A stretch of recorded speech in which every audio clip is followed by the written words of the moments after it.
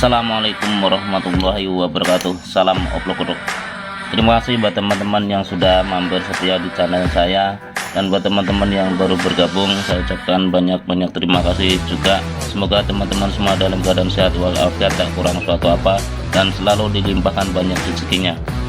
Kali ini saya kedatangan tamu sebuah TV Sony 32 in teman-teman, LED kali ini. Dan untuk kerusakannya, menurut informasi yang saya terima dari pasien saya, TV ini adalah blank. Seperti apa kerusakannya? Mari kita coba. Sesaat terlihat adanya tampilan backlight ya teman-teman ya. Tapi untuk tampilan panelnya blank. Bisa teman-teman lihat di indikatornya pun nyala. Ini teman-teman. Dan panel pun sebenarnya ini untuk backlight nyala teman-teman ya. Bisa teman-teman lihat barusan ada kilatan cahaya. Bagaimana tutorial perbaikannya mengenai TV Sony 32 in yang ngeblank ini? Ikuti tutorial ini hingga selesai dan jangan di skip agar tidak gagal paham. Lanjut. Iya.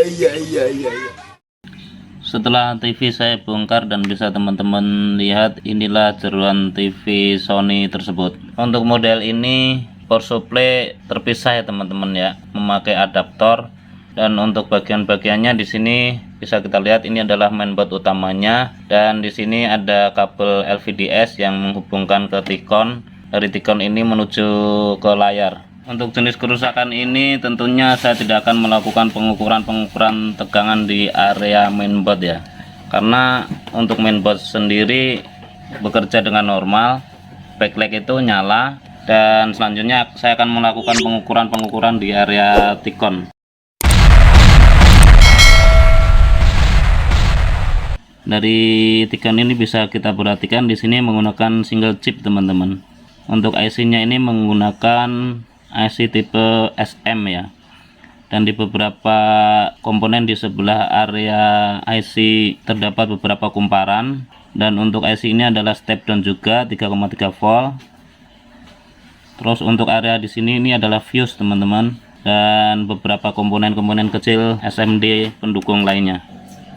Untuk di area Tikon ini terdapat beberapa test point seperti kita lihat di sini.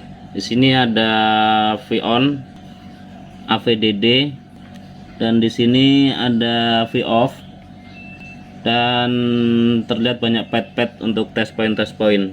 Selanjutnya coba kita lakukan pengukuran. Sudah saya colokkan, dan bisa teman-teman lihat untuk backlight ini nyala ya teman-teman ya. Ini terlihat ada sinar di sini juga. Nih.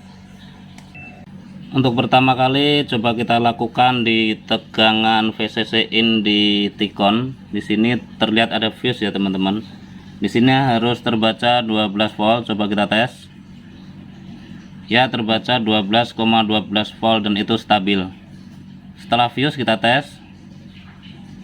Dan setelah fuse pun sama, terbaca 12,12 volt dan itu normal. V-on kita tes. Di situ terdapat marking 28 volt. Coba kita tes di V-on-nya. Dan terbaca di multitester 27,6 volt. Selanjutnya untuk tes AVDD, di sini tertera marking 15 volt, kita tes. Ya, untuk di multitester terbaca 14,97. Dan ini normal.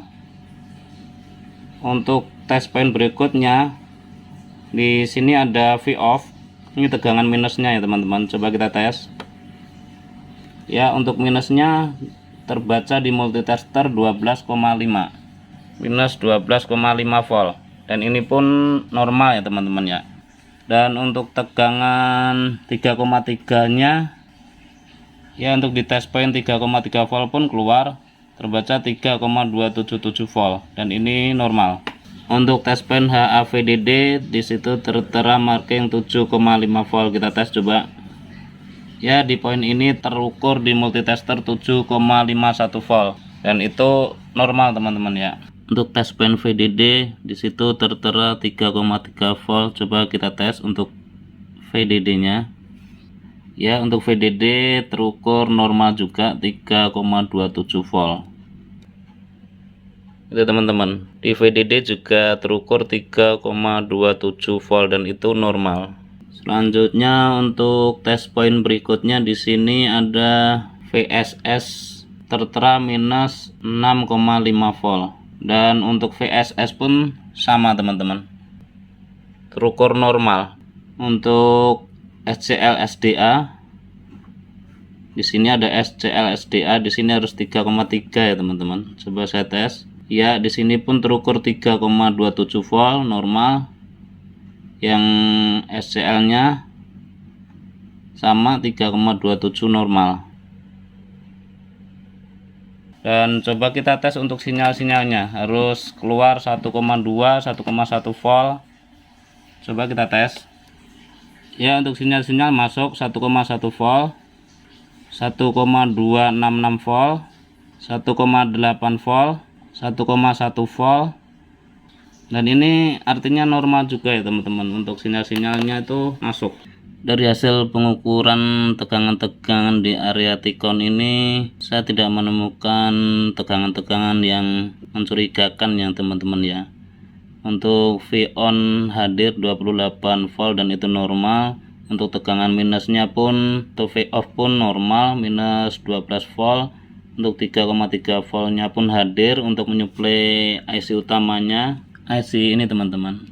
Untuk sinyal-sinyal yang di sini tadi pun dari mainboard hadir juga. Nggak tahu, saya juga pusing juga ya, karena semua tegangan terukur normal tapi untuk tampilannya masih blank.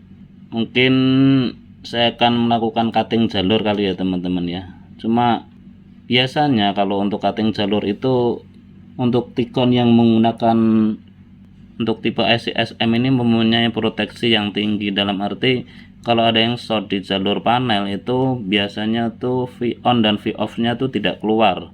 Untuk IC ini memproteksi diri, dan untuk output dari IC ini tuh biasanya itu tidak keluar, pengalaman saya begitu. Tapi untuk kali ini saya nggak tahu ya kok keluar semua ya teman-teman ya. Ya mungkin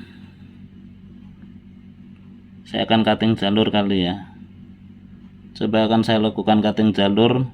Dan untuk cutting jalur ini kita tidak bisa menentukan pasti untuk jalur yang kanan atau yang kiri.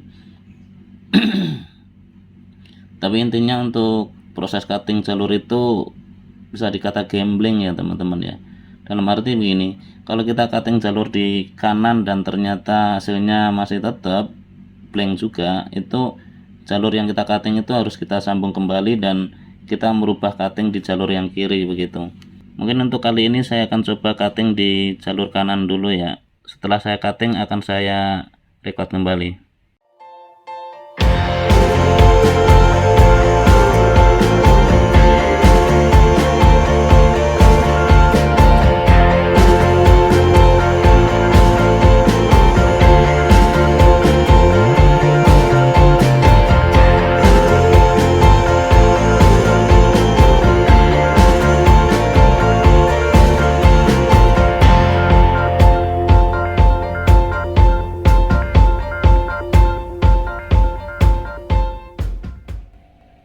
Untuk hasil cuttingnya pun nggak ada hasil teman-teman. Ini untuk sebelah kanan sudah saya kembalikan, saya sudah sambung kembali, dan untuk sebelah kiri pun sama. Mungkin saya juga nggak tahu nih. Kalau analisa saya sih dari pengukuran saya, area T-con sih terkesan nggak ada masalah emang ya. Dari pengukuran tegangan tadi semua terukur normal.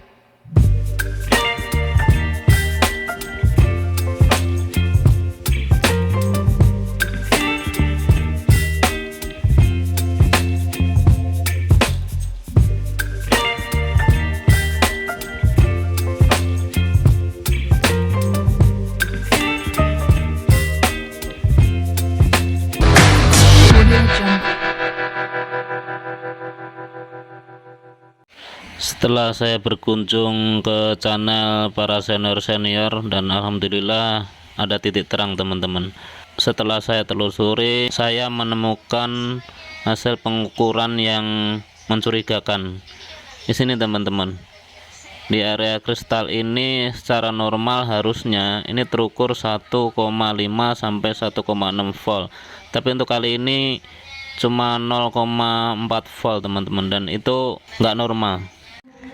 Dari hasil pengukuran tersebut saya memprediksikan untuk IC utamanya ini bermasalah teman-teman, dan untuk melakukan perbaikan selanjutnya saya tidak akan mengganti untuk IC ini, tapi saya akan mengganti mainboard langsung dengan mainboard Samsung, karena emang stok saya yang ada ini mainboard Samsung.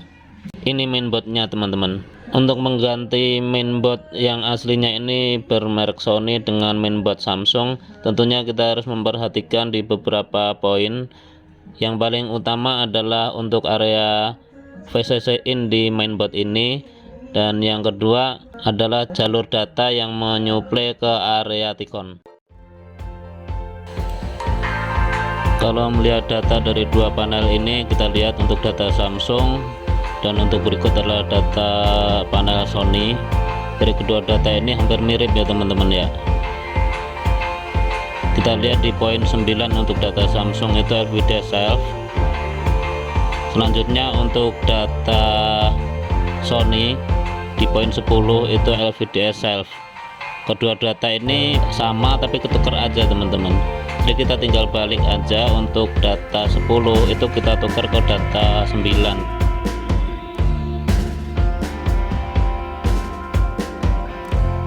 Untuk di mainboard saya ilustrasikan sebagai berikut. Jalur data tersebut kita cutting terlebih dahulu. Selanjutnya untuk jalur yang saya kasih tanda titik itu ditukar aja jalurnya.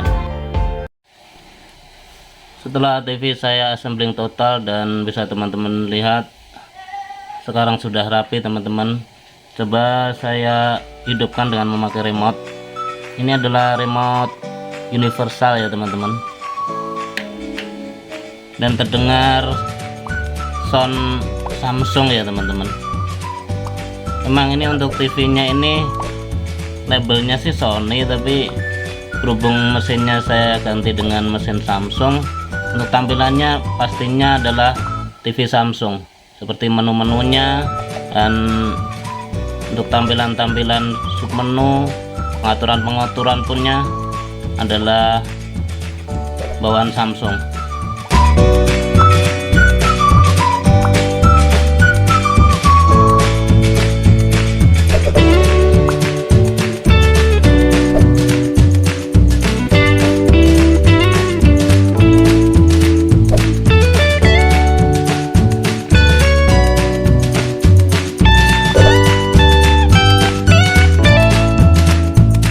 Terima kasih buat teman-teman yang sudah mengikuti tutorial ini dari awal hingga akhir. Semoga bermanfaat.